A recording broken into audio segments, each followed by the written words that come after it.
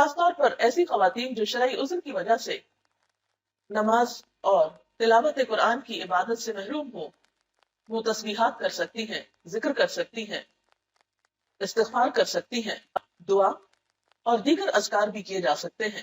بہت سی عورتیں یہ پوچھتی ہیں نا کہ پیریڈز میں کیا ہم درود شریف پڑھ سکتے ہیں، کیا ذکر کر سکتے ہیں، کیا تسبیح کر سکتے ہیں؟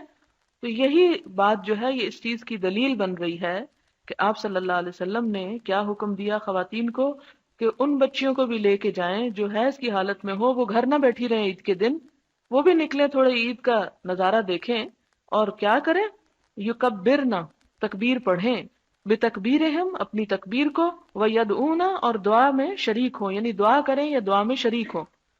تو گویا عورت حالت حیض میں دعا کر سکتی ہے اور دعا میں شریک بھی ہو سکتی ہے، یا ذکر کی مجلس میں شریک ہو سکتی۔ حالت حیض حالت جنابت ہے، اور حالت جنابت میں آپ صلی اللہ علیہ وسلم نے تکبیر پڑھنے کا، اللہ کا نام لینے کا حکم دیا، یعنی اجازت دی۔ گویا رخصت ہے عورت کے لیے کہ ایسی حالت میں اللہ کا ذکر کر لے۔ اور ابراہیم نخعی کہتے ہیں لا بأسا، کوئی حرج نہیں، ان تقرأ الآیہ، کہ عورت ایک آیت پڑھ لے قرآن کی، یعنی عورت اگر کوئی آیت قرآن کی پوری پڑھ لیتی ہے حیض کی حالت میں تو کوئی حرج نہیں۔ کسی بھی حال میں اللہ تعالیٰ کا ذکر جو ہے وہ نہیں چھوڑنا چاہیے۔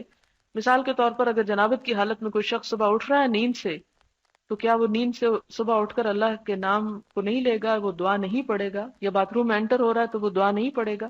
یا باتھ روم سے نکل رہا ہے تو وہ دعا نہیں پڑھے گا؟ ہر چیز میں تو اللہ کا ذکر موجود ہے، تو زبان سے اللہ کا ذکر کیا جا سکتا ہے، صرف یہ کہ ایک مخصوص طریقے پر عبادت جو ہے وہ منع کی گئی ہے۔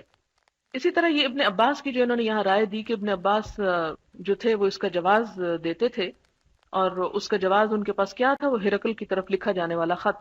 اگر ایک کافر جو غسل جنابت نہیں کرتا، آپ صلی اللہ علیہ وسلم نے اس کے پاس بسم اللہ اور آیت لکھ کے بھیجی اور اس نے پڑھ لی، تو ایک مسلمان کیوں نہیں پڑھ سکتا؟ اسی طرح ان کے بارے میں ایک اور روایت آتی ہے کہ وہ حالت جنابت میں بعض اوقات قرآن کی آیات پڑھ لیا کرتے تھے۔ لوگوں نے اعتراض کیا تو انہوں نے کہا کہ میرے پیٹ میں اس سے زیادہ ہے۔ اب یہ اس سے دو معنی ہو سکتے ہیں کہ میرے اندر اس سے زیادہ قرآن ہے جو میری زبان پر ہے، اور دوسرا یہ کہ میرے پیٹ کے اندر اس سے زیادہ غلاظت ہے جو جنابت کی حالت میں کسی کو لاحق ہو سکتی ہے، یعنی دوسرا معنی یہ تھا۔